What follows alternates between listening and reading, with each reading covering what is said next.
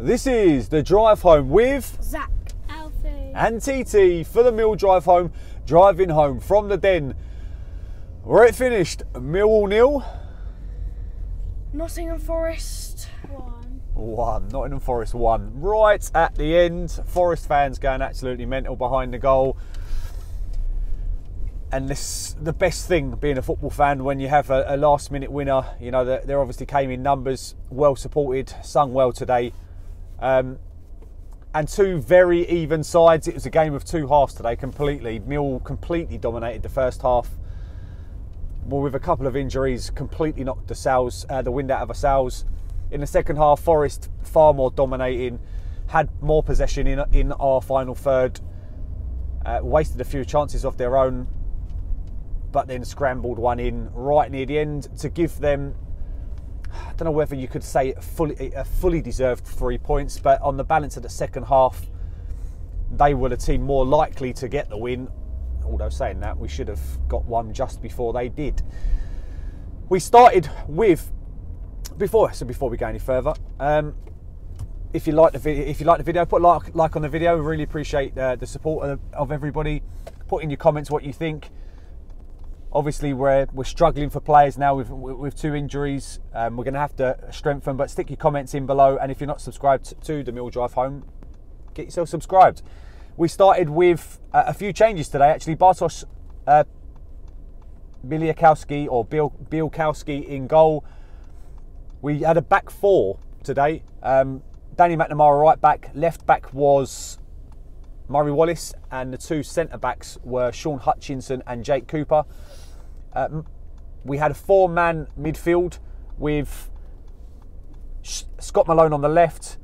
We had kind of Billy Mitchell, George Evans, and who was the last central midfielder we had in there? Yeah, so those three. Ojo just in front of them. God, I can't get out of this turning. And then Benica Fobe and Tom Bradshaw after newly signing his contracts up front. And from the first whistle, to be fair, Millwall, I was fearful today because, you know, under Potter, Forest has got, not Potter, Cooper, sorry. Forest have been playing some really good football and getting some really good results. So I was fearful coming in today with the excerpts of the Palace game, but it didn't transpire that way. We really did attack from the first whistle. Benica Fobe had a chance within a minute, and a Forest player should have got booked. To be fair, the ref Peter Banks has had an absolute shocker of a game today. He's let so much go.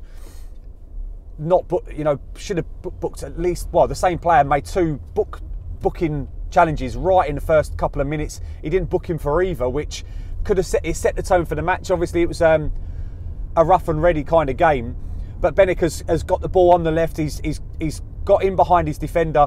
He could have cut it across. He doesn't. He takes a shot. It's well saved by Bryce Samba.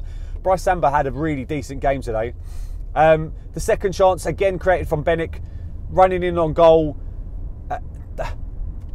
Has another shot. This time it was a little bit easier of a save for Bryce.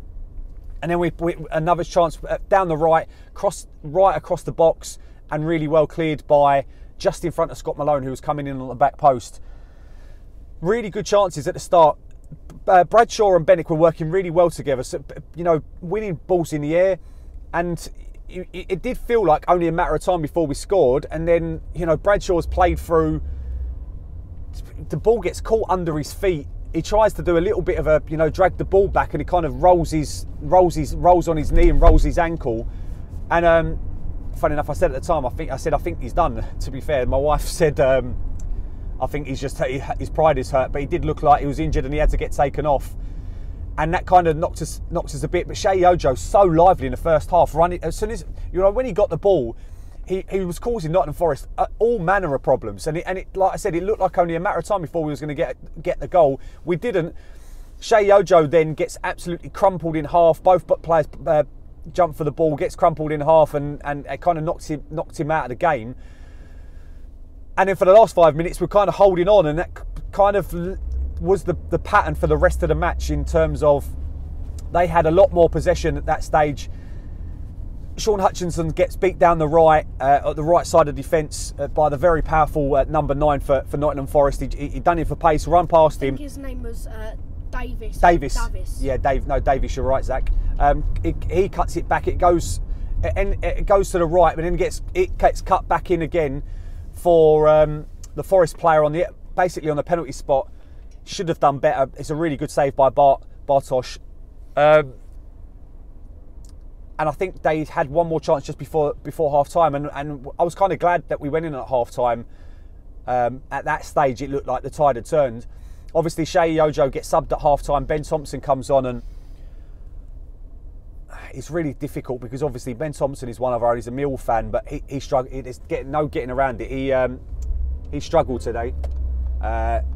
Just you know, he hasn't had a lot of matches. He's not match fit, but it's really difficult to say anything positive about the impact Ben had.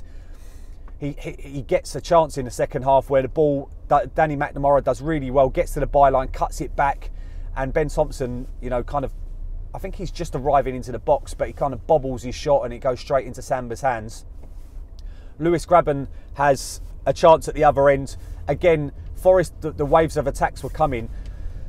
Forest get down our left side. You know, Scott Malone today had a pretty poor game. In fact, one of the worst I can remember from Scott Malone.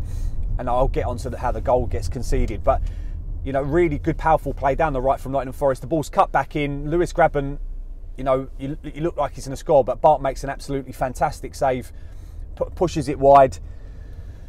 Wave after wave of attack again in that set. Like I said, in that second half, the pressure was coming on us. Grabban had another chance. Well saved. It was. Did you say, Zach? Do you remember that chance? Well saved. Oh, I think Grabban got kind of played through on goal. Yeah. And then he had a quite powerful shot, and then Bart kind of stuck his hand out. Yeah. To like a Ter Stegen-esque save. Yeah. As he normally puts his hand out and wrists it, but it was quite a good reflex and reaction save from Bart. It was. Then Benik had an absolute, you know, I think it was like the 88th, 89th minute. The ball's crossed in from the right. It's a brilliant cross. To be fair, just before that, Billy Mitchell puts Benik, you know, a fantastic ball from Billy Mitchell over the top into Benik, who runs in behind. He was looking a bit tired, if I'm completely honest, Benik at that stage, but he still gets in behind. It's a good run. He's run at the run at Forest. You think all he needs to do is have a shot. He doesn't manage to get his shot away. But then the brilliant chance. The ball's crossed in from the right. Benik has, you know, he's 6 yards out. He's 6 yards out, right in front of Bryce Samba. You think you kind of need him to miss-hit it because he catches it cleanly and it just goes straight, straight at Bryce Samba, who makes the save. And it's, you know, that was our chance to win the game. I don't think Forest would have gone up the other end and scored if that hadn't have happened. But then Mason Bennett does a really good bit of play, funnily enough, straight after it, chases the ball around. You know, everyone's knackered. Both sets of players had given everything at that stage.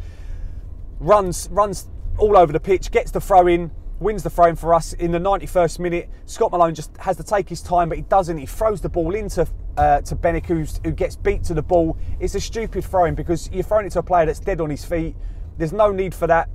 There's no one around him either to even, you know, sustain the attack. It gets intercepted. Forest run through on goal, and even then, you know, it's one of those games where the ball's kind of played over into Lewis Grabban, who's kind of bundled it home. It wasn't a very good finish, but, you know, obviously he silenced us, and they'll be happy. I forgot to say that they had an overhead kick attempt as well that just went over the bar. But disappointing from our point of view. Man of the match, Zach?